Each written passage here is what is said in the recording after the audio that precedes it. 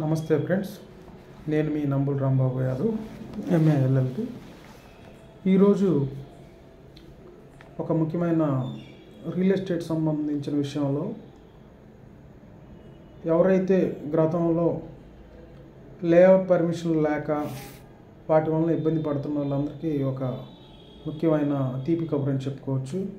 దాదాపు ఒక 14,000 ఫ్లాట్లకు సంబంధించి పెండింగ్ ఉన్న వాళ్ళందరికీ మార్చిలోపు అవి క్రమబద్ధీకరిస్తామని రాష్ట్ర ప్రభుత్వం చెప్పింది.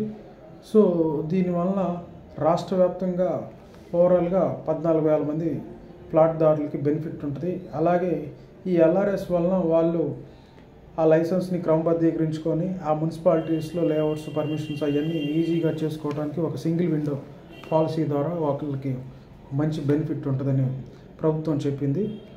సో ఎవరైనా కూడా ఈ ముఖ్యంగా ఫ్లాట్ కొనేవాళ్ళు ఎల్ఆర్ఎస్ దాకా వెళ్లకుండా ఫ్లాట్ కొనేటప్పుడే మీరు ఏదైతే ఫ్లాట్ కొనుగోలు చేయాలనుకుంటున్నారో ఆ ఫ్లాటు ఆ వెంచర్ వేసిన వాళ్ళు ఆ పంచాయతీ లేదా ఆ మున్సిపాలిటీ నుంచి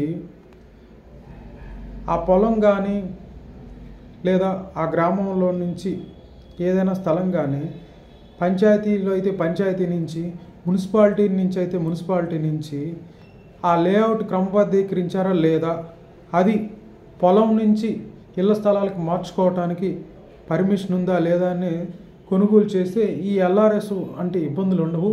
సో ఎనీహౌ ఎవరైనా కూడా ఇది జీవితంలో ప్రతి మనిషి ఇల్లు కట్టుకోవాలనేది ఒక కలగా ఉంటుంది.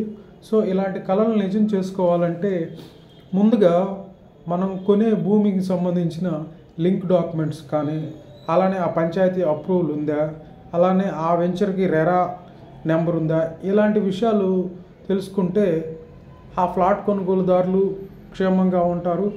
అలాగే మీకు ఆ భూమి కొనుగోలు అనేది ఒక అసెట్ రూపంలో అవుతుంటుంది, లేదంటే కొద్దిగా ఇబ్బందులు పడుతుంటారు. So thank you.